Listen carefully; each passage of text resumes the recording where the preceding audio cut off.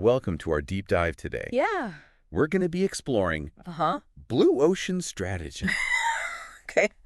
Which is, right. I think a lot of our listeners have probably heard of this. Yeah. It's all about creating uncontested market space. Yes. Instead of just battling it out in existing markets. Yeah. Our guide for this journey is going to be the book Blue Ocean Strategy by W. Chen Kim and Renée Mauborgne. Right.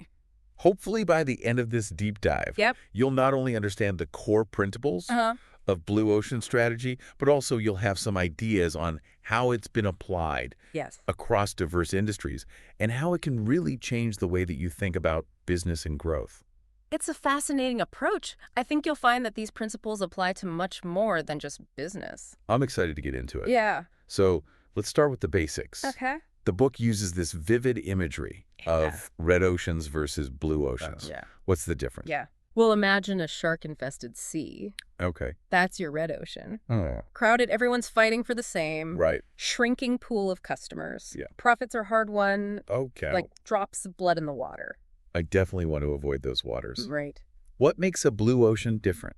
Picture a vast, clear ocean teeming with untapped potential. Okay. That's your blue ocean. All right. Uncontested market space, ripe for growth and profitability. That sounds much more appealing. Right. How do we get to this blue ocean? Well, the book talks about value innovation as the key. Right. And I think it's important to understand that value innovation isn't just about coming up with the latest flashy technology. Right. It's about creating a leap in value for buyers, making their lives easier or better, all while also reducing costs for your business. So it's about making the competition irrelevant by offering something so uniquely valuable that it creates its own demand. That's right. Do Kim and Mauborgne offer any evidence that this actually works? They do their research, looked at over 100 business launches. Wow. And they found that those focused on blue oceans had significantly higher revenue and profit growth compared to those stuck in red oceans. Interesting. Yeah, that difference in results is pretty compelling. It definitely makes you rethink the whole idea of battling it out in a crowded market. Right. Okay. So the concept is interesting. Yeah. But I'm curious to see it in action. Sure. Can we dive into some real-world examples? Absolutely. Of companies that have successfully found their blue ocean?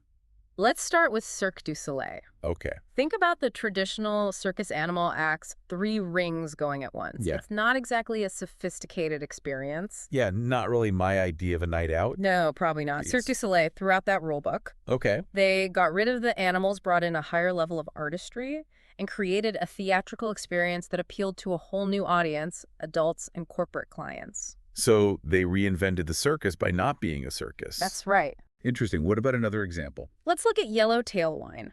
Okay. When they entered the U.S. market, they didn't try to compete with the complex, often intimidating wines that were already popular. Right. Instead, they created a fun, easy-to-choose wine that appealed to people who weren't necessarily wine connoisseurs. That's a great example of expanding the market by appealing to non-customers. Exactly. They found a whole new group of people who were thirsty for something different. Right. Are there any examples of blue ocean strategy from further back in history? One of the most impactful is the Ford Model T. Oh, yeah. In the early 1900s, cars were a luxury, expensive, unreliable. Yeah. Henry Ford saw an opportunity to create a mass market for automobiles. Oh. The Model T was affordable and reliable, and it changed transportation forever. That's a pretty dramatic example of creating an entirely new industry. It is. Okay, I'm starting to see how powerful this concept can be. Yeah. But it also makes me wonder, Sure. how do we actually find these blue oceans? That's where the 6 paths framework comes in. Okay. It's a way of challenging traditional industry assumptions to unlock new possibilities. So we've got 6 paths to finding our blue ocean. That's right. What's the first one? The first path is to look across alternative industries. Yeah, okay. What are customers choosing instead of your product or service? Right. Take NetJets, for example. Oh. They offer fractional jet ownership, combining the best of commercial airlines and private jets. So it's about understanding the reasons behind those alternative choices. That's it. What's the second path? Looking across strategic groups within your industry. Okay. Curves, the fitness company, did this really well. They attracted women to fitness by eliminating the intimidating atmosphere of traditional gyms and created a social supportive environment. I can see how that would appeal to a whole new group of people. Absolutely. It's about understanding why certain segments of the market aren't choosing your product. Right. What's path number 3? Path 3 is looking across the chain of buyers. Okay. We often focus on the person making the purchase, but sometimes the real key is the user or even the influencer. You're making me think about all those times I've bought something that ended up sitting in a drawer because it wasn't actually user-friendly. Yeah. Got an example of a company that got this right? Novo Nordisk is a good one. Okay. They shifted their focus from doctors to the patients themselves, Interesting. creating easier-to-use insulin delivery systems. They recognized that the needs and anxieties of the users were just as important as the doctor's prescriptions. That's a great point. Yeah. Okay, so we've got 3 paths down, 3 to go. All right. What's next? Path 4 is looking across complementary product and service offerings. Okay. Think about the context in which your product is used. Right. What are the pain points customers experience before, during, or after using your product? So it's about looking beyond your core offering and considering the bigger picture of the customer experience. Exactly.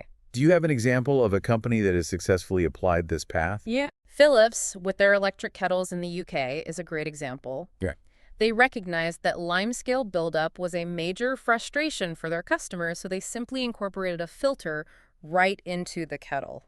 Elegant solution to a common problem. It is.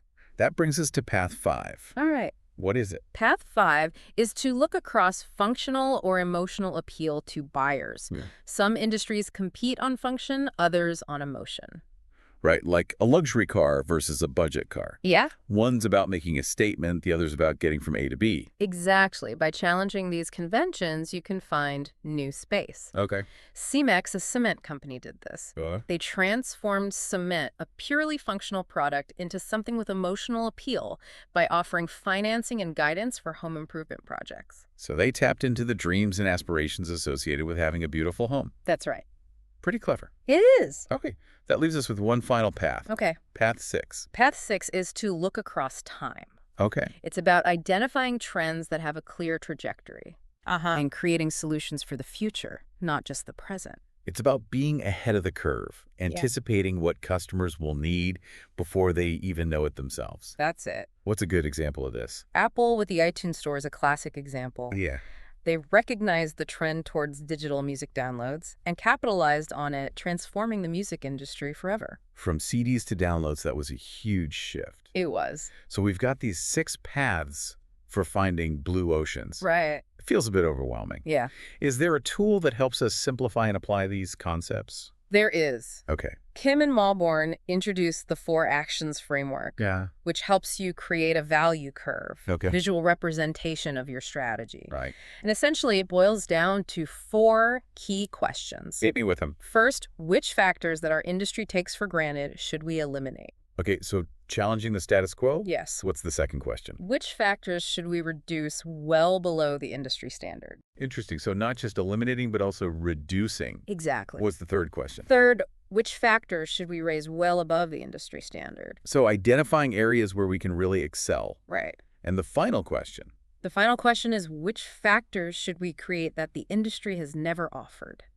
So it's about innovating and creating entirely new value propositions. That's it. It's a great framework. Can we apply it to our yellowtail example? Sure. And see how those 4 actions played out in a real-world scenario? Let's do it. What do you think yellowtail might have chosen to eliminate when they entered the U.S. wine market? Well, they were appealing to people who weren't necessarily wine experts. Right. So maybe they eliminated the complicated jargon and fancy marketing. Exactly. They stripped away all the things that could intimidate or confuse a casual wine drinker. That's right. What about reducing? What do you think they might have reduced below the industry standard? Maybe the complexity of the wine itself. Okay. And maybe the focus on vineyard prestige, which can drive up prices. You got it. They made the wine approachable and easy to drink and didn't try to compete on the prestige of their vineyards. Exactly. What about raising, what do you think they raised above the industry standard? I'm guessing they made sure their wine was highly visible on store shelves, easy to find and buy. Absolutely. And they also made sure their price was competitive with other budget wines, but not so cheap that it would be perceived as low quality. Right. They found that sweet spot. Smart move. Yeah. Okay. And finally, what did Yellowtail create that was completely new to the industry? They created a sense of fun and adventure around their brand. Okay. They emphasized easy drinking, easy selection, No more agonizing over which vintage to choose. This makes me realize how much thought goes into building a successful brand. It does. It's not just about the product, it's about the entire experience. You got it. But even with a great product and a solid strategy, how do we make sure everything actually works in practice? That's where the ideas of alignment and execution come in. Okay. We need to talk about the value, profit, and people propositions. Yeah. And that's a conversation we'll dive into in part 2. Sounds good. Yeah. Creating a successful blue ocean strategy, it's about so much more than just a great product. Right. It's about ensuring that your entire business model supports your goals. Uh-huh. That's where aligning your value, profit, and people propositions becomes essential. Okay, I'm ready to dive into those propositions. Okay. We've already talked about the value proposition, Right. offering something uniquely valuable to buyers. Yes. What about the profit proposition? Okay. How does that fit into the blue ocean picture? The profit proposition ensures that your business model can actually generate healthy profits Okay. at a strategic price. Right. This might involve streamlining your operations, finding innovative partnerships, or getting creative with ways to reduce costs without impacting quality. It sounds like it's all about finding that sweet spot where you're offering great value to customers while still making a profit. Exactly. And there's the people proposition. Right. Remind me what that one's all about. The people proposition focuses on motivating your employees and partners to execute the strategy. Okay. You want everyone to feel valued and incentivized. Right. It's about creating a win-win situation where everyone's rowing in the same direction towards that blue ocean. I can definitely see how getting everyone on board is crucial to making a big change like this work. It is. Do you have an example of a company that's successfully aligned all 3 of these propositions? Let's look at Comic Relief, Okay. the UK charity. Oh, yeah. They've managed to raise billions of pounds for good causes by aligning their value, profit, and people propositions incredibly well. I've always been impressed by Comic Relief. Yeah, They seem to have this knack for getting everyone involved. they do. How do they actually put these propositions into practice? Their value proposition revolves around creating a fun and impactful giving experience. Okay. Instead of relying solely on constant fundraising appeals, they created Red Nose Day. Uh-huh. This biannual event has become a national phenomenon in the UK. Red Nose Day is brilliant. I remember seeing pictures of everyone from school kids to celebrities wearing those red noses. Right. It's amazing how they've managed to make giving feel so celebratory. It really is. Their proposition is built on keeping costs incredibly low. That's right. They leverage the power of volunteers and community fundraising. Yes. So a huge percentage of the funds raised goes directly to their causes. It does. That transparency must really resonate with donors. Right. I think so. Knowing that your donation is going directly to those in need is powerful. It is. And how do they address the people proposition? Well, How do they keep their staff and volunteers so motivated? it's about shared success. Okay. Volunteers feel good knowing they're making a real difference. Uh-huh. Corporate sponsors and celebrities get tons of positive publicity. Right. It's a win-win-win. So Comic Relief created this system where everyone benefits from participating, which keeps the momentum going. That's right. That's really insightful. Yeah. But what happens when companies don't align these propositions? Oh. What are the consequences of getting this wrong? Well, as we've seen, even the most innovative ideas can fall apart. Right. Napster is a great example. Okay. They had a revolutionary value proposition, making music sharing easy and accessible. Uh-huh. And they were way ahead of their time. Yeah. But they struggled with the people proposition. Okay. Specifically with their external partners, the record labels. I remember Napster. Yeah. It seemed like everyone was using it. They were. What was the issue with the record labels? Instead of working collaboratively, Napster took an adversarial approach. Okay. This ultimately led to their downfall, despite having a fantastic product and a huge user base. So they couldn't sustain their success because they failed to bring key partners along on the journey. That's right. It makes you realize how important it is to consider all the stakeholders involved, not just your customers. Yeah. Okay, we've talked about creating blue oceans, executing the strategy, aligning those propositions. Right. Is that the whole story? There's one more crucial aspect, renewal. Blue oceans, unfortunately, don't last forever. Right. Competitors will inevitably try to imitate your success. Yeah. So you need to constantly innovate and adapt to stay ahead. So it's not a set it and forget it kind of thing. Yeah. You can't just find your blue ocean and then relax. Right. You need to keep evolving. You do. How do companies ensure their blue ocean doesn't become another crowded red ocean? Salesforce.com is a master of blue ocean renewal. Okay. They were pioneers in on-demand CRM software, creating a blue ocean that attracted a ton of new customers. Right. But as competitors started catching up, Salesforce didn't stand still. Right. They kept innovating. I remember when Salesforce first came on the scene. Yeah. They really shook up the software market. They did. What did they do to stay ahead of the curve? First, they launched Forces.com, Okay. a development platform that let their customers build custom applications. Uh-huh. And then they created App Exchange, Oh, a marketplace for those applications. they essentially built an ecosystem around their core offering. Right. Constantly expanding and evolving. Exactly. That's smart. It is. It's like they were anticipating their customers' future needs and providing solutions before those needs even fully emerge. Yeah. It makes me wonder, though, are there common mistakes that companies make when trying to implement blue ocean strategy? There are. Okay. Kim and Mauborgne actually highlight several common misconceptions Uh-huh. that can trap companies in those red ocean waters. Right. They call them red ocean traps. Red ocean traps. Okay, I'm all ears. All right. Tell me about these traps so I can avoid falling into one. Okay. What's the first one we should be aware of? The first trap is thinking that blue ocean strategy is only about marketing. Okay. While creating a compelling value proposition is crucial. Right. Remember, it's just one piece of the puzzle. Mm. You also need to align your profit and people propositions to support that value. Right. It's about creating a sustainable business model, not just a flashy marketing campaign. What's another trap to watch out for?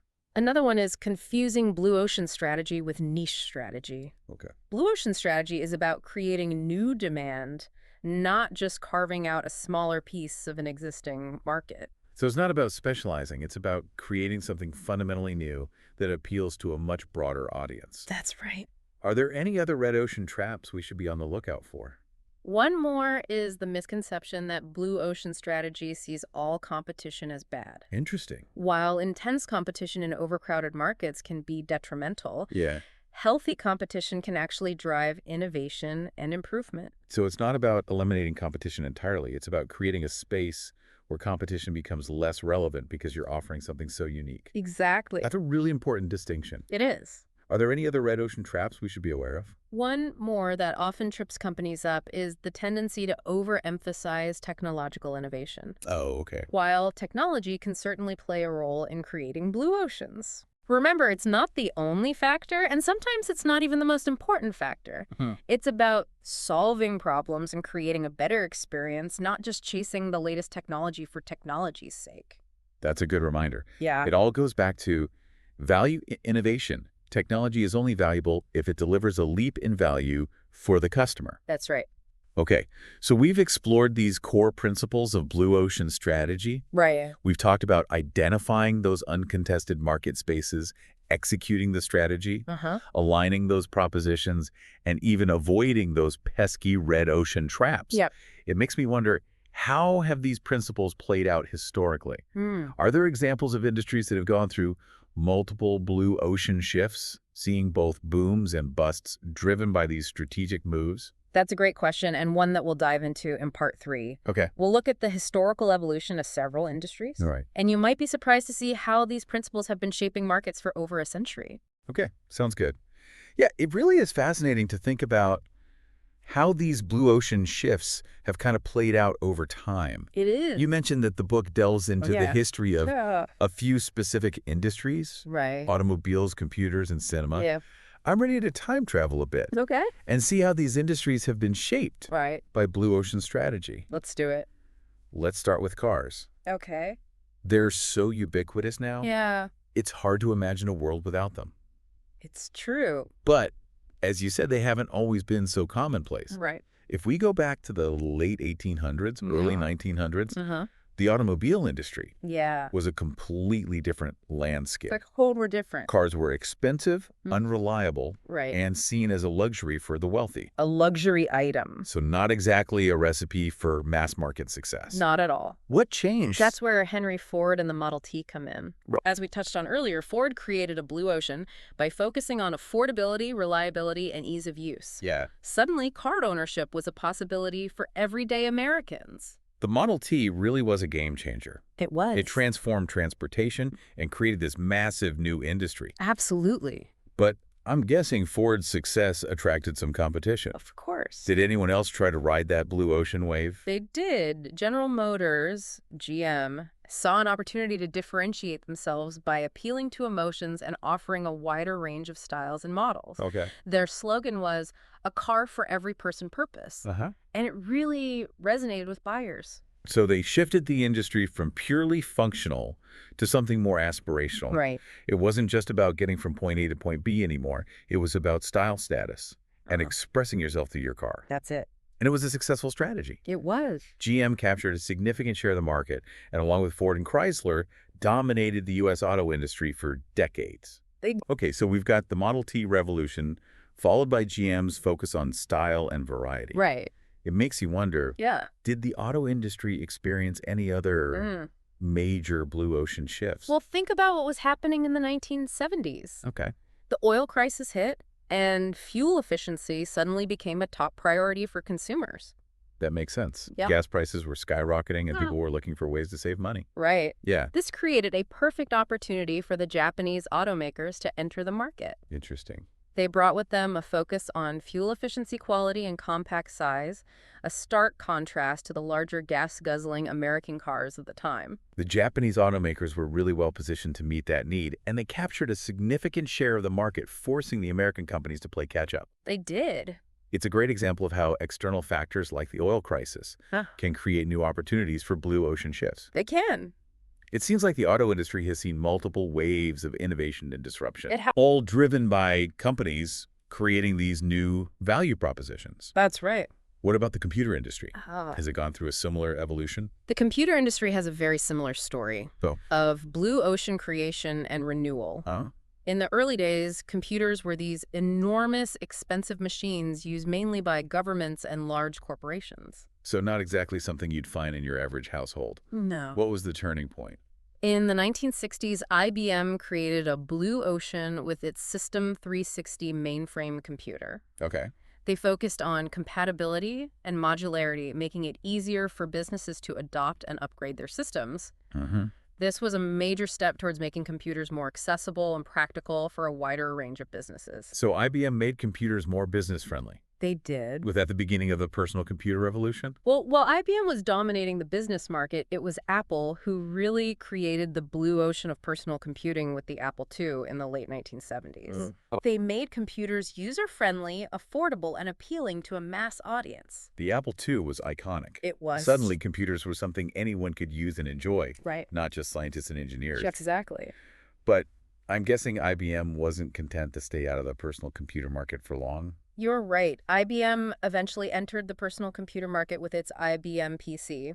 And by leveraging their brand recognition and distribution channels, they were able to reach an even wider audience. So both IBM and Apple played key roles in democratizing computer technology, bringing it out of specialized fields and into our homes and offices. They did. Were there any other significant blue ocean shifts that shaped the computer industry as we know it today? Absolutely. The emergence of the internet in the 1990s created a whole new landscape. Right. Companies like Microsoft with its Windows operating system and Internet Explorer browser capitalized on this shift and created tremendous value by connecting people and information in a way that had never been possible before. The internet really did change everything. It did. It's amazing to think about how quickly it went from this niche technology to an essential part of our lives. It is. And of course, the evolution continues with mobile computing, cloud computing, artificial intelligence. Right. Each of these is driving new waves of innovation and creating new blue oceans. They are. It seems like the computer industry is constantly reinventing itself. Constantly evolving. Okay, well, let's talk about our final industry, cinema. All right. Has it gone through similar blue ocean moments? It has. In the early days of cinema, Nickelodeons were all the rage. Why? These were small, simple theaters that offered short films for a nickel. They were incredibly popular, attracting a working-class audience who had never experienced anything like it before. So it was a form of entertainment that was both affordable and accessible to the masses. Yes. Much like the Model T made car ownership accessible. Exactly.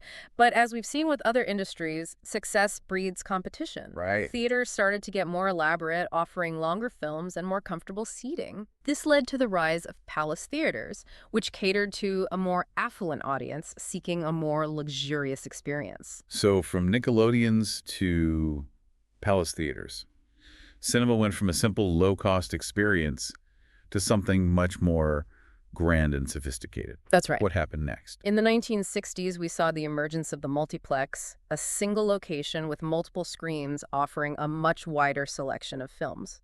This was a blue ocean move that revitalized the industry and made going to the movies more convenient and appealing. The multiplex is still the dominant model today. It is. It's interesting to see how those earlier innovations paved the way for what we experience now. It is. But I'm guessing the rise of home video and streaming services have presented some challenges for traditional movie theaters. You're right. The ability to watch movies anytime, anywhere has definitely put pressure on theaters. Yeah. However, it's also creating new opportunities. Theaters are now experimenting with immersive technologies, premium seating, and even dining experiences to create a more differentiated and compelling reason for people to leave their homes and go to the movies. So the cinema industry is still evolving, trying to find its next blue ocean, much like those other industries we've discussed. Exactly. These historical examples really bring the concept of blue ocean strategy to life. They do. It's clear that it's not just a trendy business concept. Right. It's a pattern of innovation and disruption that's been playing out for over a century. And I think the key takeaway here is that achieving lasting success isn't about finding that single blue ocean and holding on for dear life. Right.